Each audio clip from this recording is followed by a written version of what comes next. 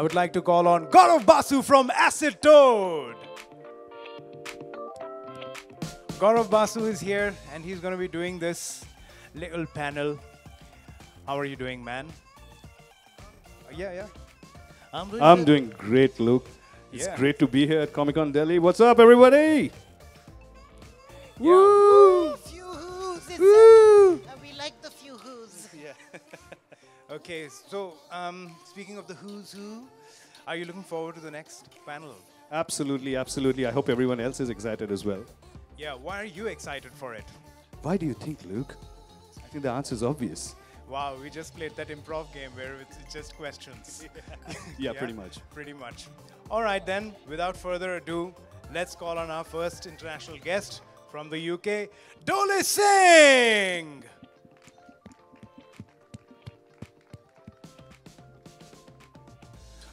Welcome to Delhi Comic Con. Hi, thank you. Thank you. Please. Give it up for Doaly, everybody. So for all of you that don't know, he is a very accomplished illustrator and a concept artist that has worked with some of the biggest studios in the world, including Marvel, DC, and you've finally gone into comics as well, I believe? Yes, I think it was after COVID. It gave me a chance to break from the film scene to like talk to people, get in touch with people. I was like, I'd love to do comics. I've always loved comics. It's like this is my opportunity now because films aren't coming out. So luckily made some good connections with Marvel initially. And then in my first year I got to do a couple of comics, but since then I've done about 18 comics with Marvel now. So yeah, after that first initial year, let's just test him out. Let's see what he can do. They said, yeah, great. And even last night, there was a new email last night saying, hey, could you work on this new cover? I was like, great, of course I can. Wow, so big studio movies and then moving into comics, that sounds like a dream job. You know what that means? I want your job. But jokes aside, how has the transition been? Because obviously working for films and doing concept art is very different as compared to drawing panels and sequential art in that sense. So how has that been for you? There's pluses and minuses from each job being compared. I think the benefits, from comics, the freedom you get a lot more ownership over the character and how you want to draw him and how you want to portray him, because you're drawing a character and not an actor. Whereas if you're working with a film team and stuff, the actor has his own requirements and the studio has its requirements of how the actor should be seen. But very much in comics, you're drawing a character, so you can really have your tilt on him. So if I'm drawing Spider-Man, if I'm drawing Ghost Rider, which I just recently did, it's like my version of him, even though he fits the overall embodiment. But it's like, here's my version. Let me add a few different things so you know when I'm drawing him compared to anyone else. So yeah, that's my favorite part. That's pretty cool, actually, because I haven't thought about it that way, where producers and actors would come in with their requirements and things like that, and where you have this freedom to, kind of express yourself, how you want to go forward with the character and things like that. But what has been the primary inspiration for you in this field, working as an illustrator and an artist? It's like storytelling. I think that's been the crux of everything I do. Is I want to tell a story in the art, even if it's just a cover, if it's a poster. It's can I bring in something from the character, something from the story, something that means something beyond the character looking cool? Can I encapsulate that and bring it down into one image? That's the center of all the work that I do. I want to do as much of that hard work for the audience as possible.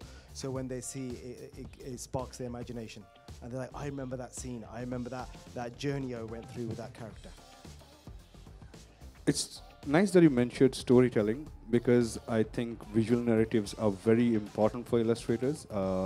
It's a part of our job that doesn't get discussed enough at times. Especially, I think you would have faced it in both, right? Because in films, it plays an important role, as well as for comic books, especially when it comes to the covers and things like that. So how do you approach a piece of key art or a piece of comic cover where you are able to narrate an entire story just through one image? When it's films, it's okay, let me watch the trailer, because usually if it's a big film, you don't get to see the film. You'll get the trailer, you might get some stills, but very much you're getting exactly what the audience has to see. So you look at watch that trailer 20, 30 times, and then Another tip is like get interviews from the director if you can find them anywhere. It's like, what is his thoughts on the film that he's trying to make? What's he trying to convey? And it's like, if you can get that sort of like, okay, this is the underlying story, not the big fireworks of the action, but what's the story I'm trying to tell, the beats, and then put that into your work. I think that's what really resonates with people. That's what they latch onto. So it's breaking it down as much as possible. Like, here's the key relationship and the story, whether it's coming of age, father-son relationship, any of those sort of things that you can bring in, and then look back at your own life. Is there a moment that felt like this meant something to me, whether it's with my parents or my siblings, with anything that you've had over your life?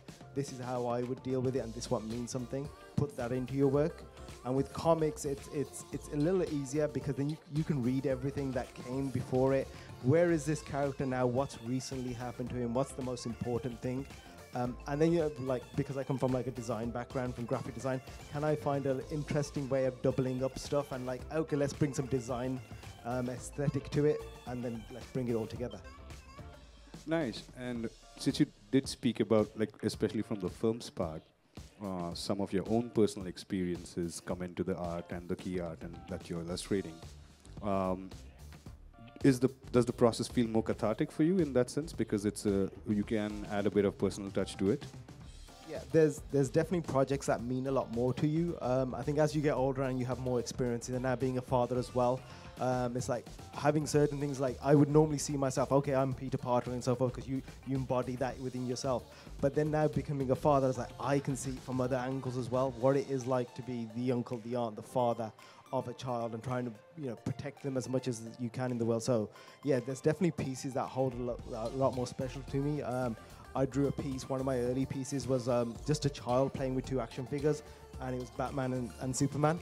And that was, okay, when we were all kids, we were all pretend to be one person or the other, and you'd play in the playground, and you'd have those fight scenes with your friends and stuff. And it's like, that's what was really special about it. Not always watching it, but the stories you told with your friends. So I did that from my son's point of view at that point, and that's like, that is the embodiment of the film. So whatever you watch on the screen is great, but the imagination of that child and the stories he created, that you can't beat that. So that, for me, that piece is always going to be very special. Firstly, thank you for sharing that. That was a nice piece of, like, a part of you that you kind of are able to put yourself out there through your work. I don't think most artists are brave enough to do that. Sometimes they kind of are too focused on working on the brief and forget that there's a human element to it, there's a human component to it.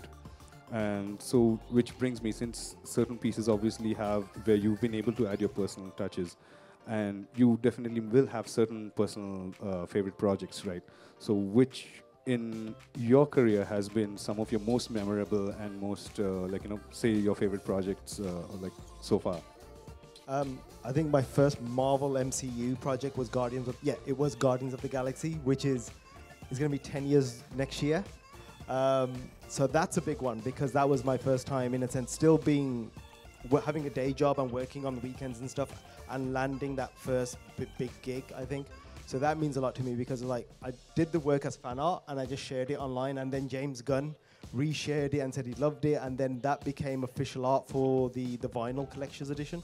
So it's something that I did for fun, and I did it at I was at my desk at work, and I had my post-it notes, and I did a little doodle on that thing, and I still have that post-it note. Went home that evening and I drew it all up, and then shared it online with the team. And it was like, from it being just something for fun, that I wanted to bring something from the film. And then James was so gracious, and we spoke briefly on social media and stuff, and it's like, and then he spoke to Marvel, and then within about 1 or 2 weeks, from it being fan art, it became official art, that you could have the poster. The first 1,000 people that bought the deluxe LP got that poster. So that's always going to be special, because that's kind of like a starting point. And the other piece that means a lot is I did a one piece for Wonder Woman, and it's one of those pieces that went crazy, went all over the internet. But I think that piece allowed me to then quit the day job the following year and do this full time. It's yes, I've had projects before that, but this was the first time this could be the day job and not just the side hustle. So for those two reasons, those pieces are very special to me. One showed me the front door, and the other one is okay, this is your career now. This is what you're going to do. Wow, that's pretty, I think that's going to make a lot of young artists pretty hopeful that you can transition into a full-time job doing this. Sometimes there's that skepticism that we may not be able to make it into this industry and everything. But I think if you work hard enough and persevere enough, and yeah, sometimes maybe luck has to be on your side. But yeah, I think everyone, I think, can look at him and like sort of look up to him regarding this. And now I would like to ask you a bit about your process. I've seen a lot of your work. Some of it is obviously very vibrant, and I can understand it might be dictated, say, by the client's requirement or the studio's requirement. But at the same time, there are certain pieces which are also very monochromatic.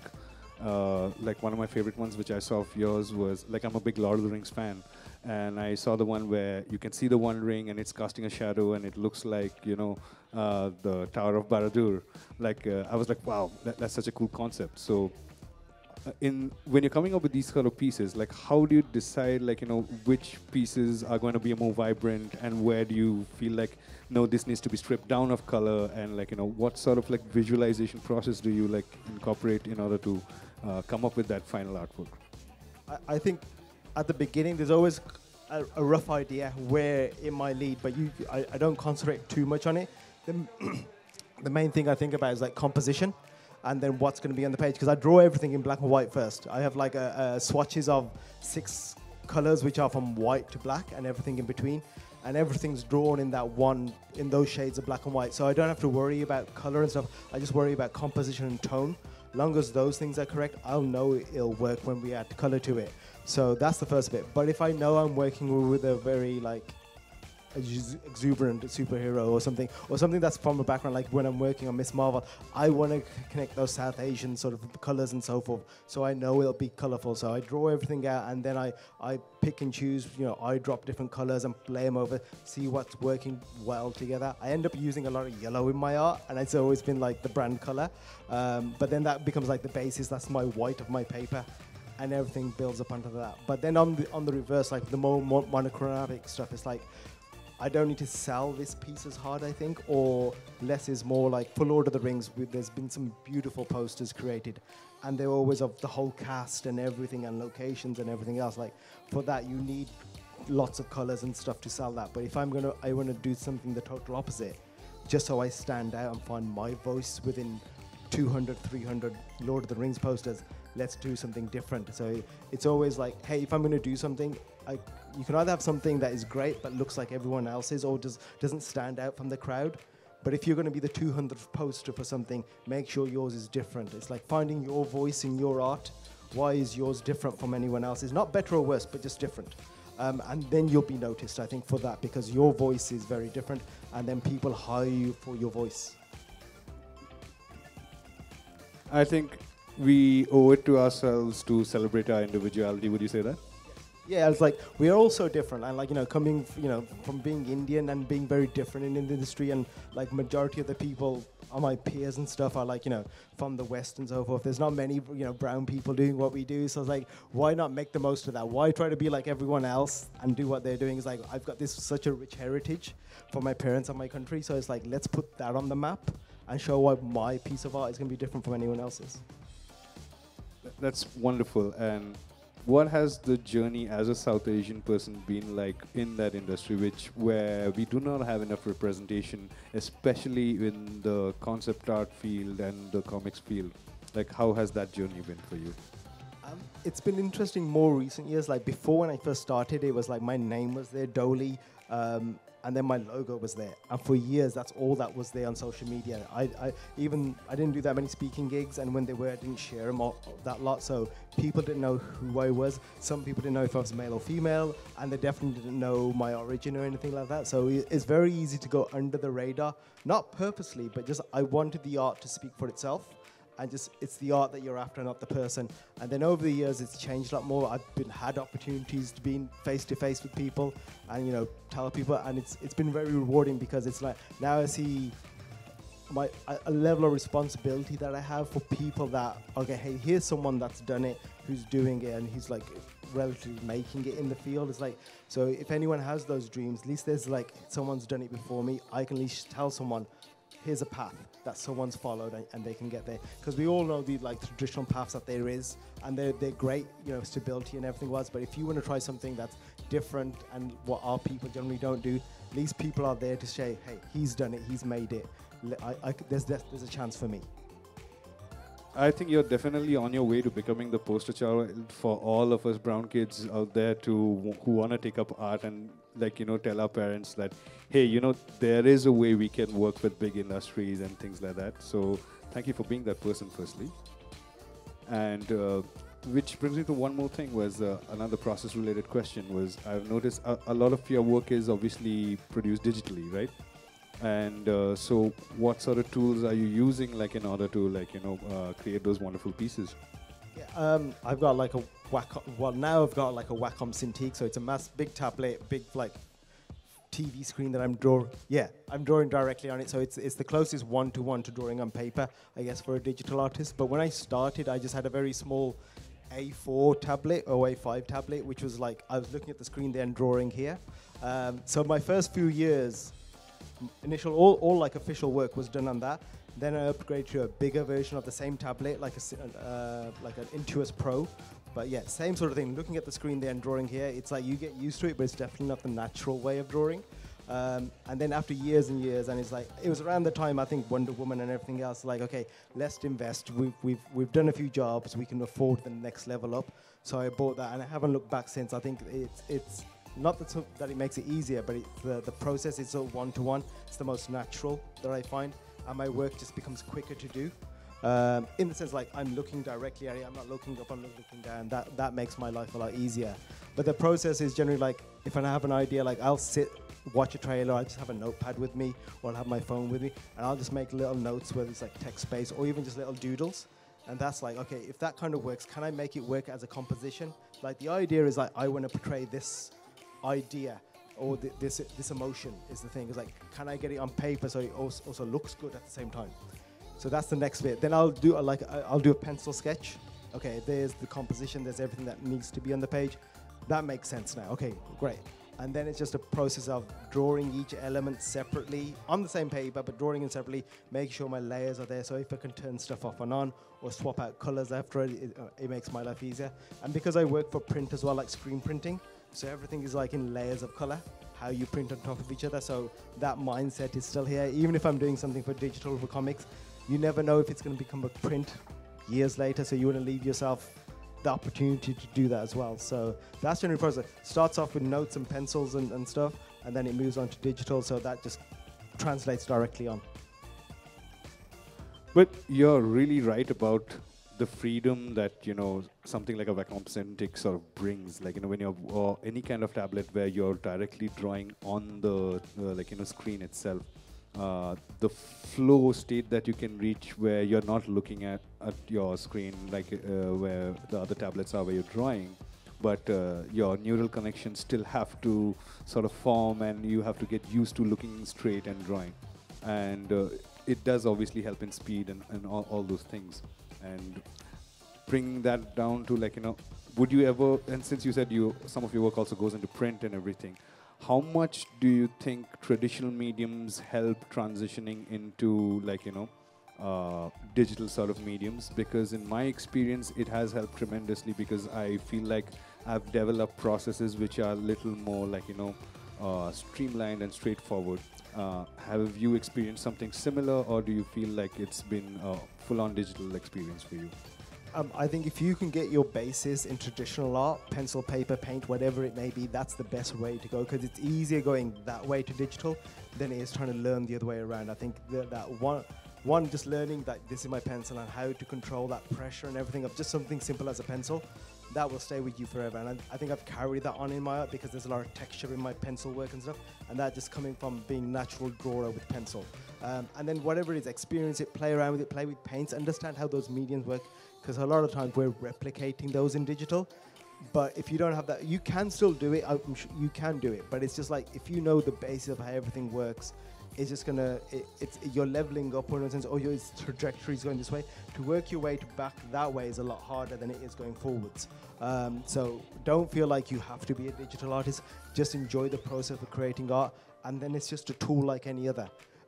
It just happens that you're doing like Dustin, that's just sits on the table next to me. He's mainly a traditional artist, but he still does digital work. But he has that basis in traditional. He'll sit there at his booth today and he'll sketch after sketch after sketch. For me, it's like I'm going a little bit back and forward, so it's like depending where my mindset is at the time. So it can be a bit harder for me, and I'm used to being in like a quiet office when I'm working. But so it's like if you can work, in front of anyone else, like it's a great skill to have as well, because people love seeing the process of you drawing. But yeah, don't feel like if you don't have like a PC, an iPad or anything, you can't be an illustrator. So many artists today, comic book artists, are all just still pencil and paper, still are just pencil and ink. It gets scanned in and then someone else can do the coloring later on. But yeah, get used to just drawing on paper, I would say. I'd agree. Also, an interesting thing that you mentioned was, sometime back, a few questions back, where you talked about when you first had a social presence, it was only your logo and nobody knew who it was. And it suddenly struck me that, times have changed. Initially, while as artists, we still have those values that the work needs to speak more than the person itself. But nowadays, I think it is very important for like the public to know who's creating it, and because they want some sort of a relativity with the artist. And how do you think you've managed with that change? Like, where you're putting yourself out there more now. Yeah, I think initially is like, hey, I just want it the work speaks for itself, but then you realize after like so many people already today, it's like I've been following you for 5 years, I've been following you 10 years, and I remember this first piece. It's great, and they like the art, but they want to know more about the person and how you come with these ideas and where everything comes from. I think you owe it to your audience to let them in enough that you're comfortable with, and it's like, this is who I am, values, so forth, background and stuff, and it just aids to why the art is the way it is, because it's the understanding that this is the person, this is where he's from, hence the art is like this. It's not by accident. You're product of your upbringing and generations of before you, and that's why the art looks like the way it is. So it's comforting now. It's like you don't have to hide behind it. It's like it's a bit more not even acceptable. It's like it's getting the norm that everyone is different. Sort of gives them more context in that sense. Like, yeah, like I guess there's a fear at some point that I can't show who I really am, or I need to be vanilla and everyone needs to look the same, and no one knows who you are. You need to now it's easier to celebrate your differences and have a bit more confidence to be in front of your audience, be in front of like a room full of people and say, this is who I am and this is my artwork, and you loved my work for the art, but this is the person as well. So it's a whole package of it, and it's nice to be able to talk to people as well, and not just have like a picture up there, and it's like you're hiding behind like artwork in front of me. Thank you so much for sharing that. Guys, do we have any time for any audience questions as well? Anyone in the audience want to ask Doaly a few questions about his journey and his general practice as an illustrator? We have one gentleman right there. Can we get him a mic, please? Yeah. Hello. Can you share a funny incident while working on a piece? Yeah, I got to work on the first Deadpool movie, and like doing a lot of movie marketing is like, okay, we knew the film was going to be different, and we didn't know how tongue-in-cheek the marketing was going to be and how far we had to push it. So my first idea that I had, and I thought they were going to shoot it down and not go ahead, but it was Deadpool at the top of a skyscraper, like on, here's the rooftop view, hero on top of a city like we've always seen with Batman and everyone else. But the difference I wanted, like, he's peeing off the building, and I was like, he's lit by the moonlight and stuff. Like, I drew the sketch, and I said they'll never go for this. And then I had reply back and said they loved it. Ryan saw it. Ryan loved it, and they okayed it straight away. And it was like the easiest process for something I thought that would never get greenlit. Then after I did the piece, like, had a quick chat with Ryan, and then he personally commissioned me to do a piece for the second film before it was made, just to try and sell it to the studio. Let's make a second piece. So he's got one of those and I've got the other one, and we've signed each other's copy. Any more questions, guys? Firstly, that was an amazing story, and we have one other gentleman over there.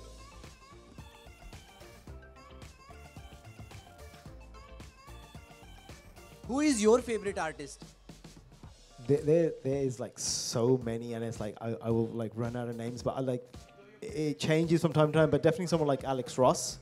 If you know his painted style of artwork, it's so beautifully done, and the way he draws people, like just the body and everything, it's so distinctly him. Even before I knew the name, I knew the artwork, and that happens a lot. You know the artwork, you don't know the person, you don't know the name, but you know that artwork means something to you, or you just gravitate to it. So Alex Ross definitely is a name that always comes to mind. Thank you. Anybody else out there? All right.